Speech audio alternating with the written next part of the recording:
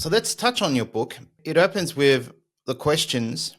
Do you find yourself drowning in clutter, wasting time, and feeling overwhelmed by disorganization in your business? Have you tried various solutions, but they just don't stick? And if I'm honest, sometimes I would be saying yes to Mhm. those questions. So I'm guessing 5S is the answer to these questions.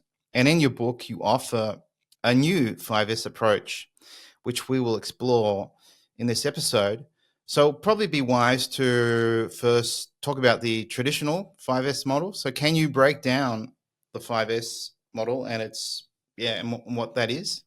Yeah, sure. So I think maybe it's good to kind of go back in time a little bit to like post World War II Japan, back when, the country was recovering from, the devastation of what war brings. And there was, a group of folks working at a small little automotive manufacturer that you might have heard of called Toyota. And they had a few individuals that worked there that really were prolific in how they thought about manufacturing. And one of the methodologies that they developed was what we now know as 5S. And so 5S is not really a fancy kind of acronym. It's really just all the words start with the letter S. And so that's kind of where it came from.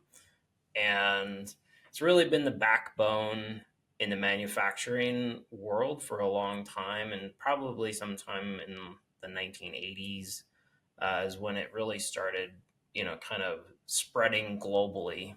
So let's, maybe it'd be helpful to talk through like the traditional order of how 5S has been taught in the Western world. So it starts with the first S. And, for the sake of our listeners, maybe I'll break out both of the English and the Japanese at the same time. So the first Sure. one is sort or Seiri. The second is set in order or Seiton. Then you have shine, which is Seiso. And then you have standardize, Seiketsu. And then finally sustain, which is Shitsuke. Mhm. And so, it's not an overly fancy or complicated kind of methodology. It's really about how to organize your workplace in a way that makes sense and really helps your workplace become just easier on the people, right? Mhm. I think the traditional way that it's been taught in the West and how I was originally taught too is this idea of, well, you just, go through this in order. It's just like a step by step linear kind of path. Well, we just start with sorting and then we finish with sustain.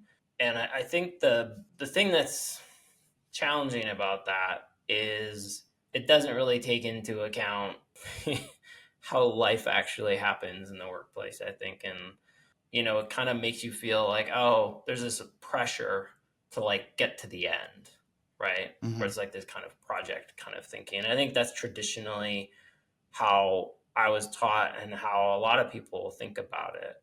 And so, yeah, I think that's kind of like a great introduction to traditionally what it's been known as.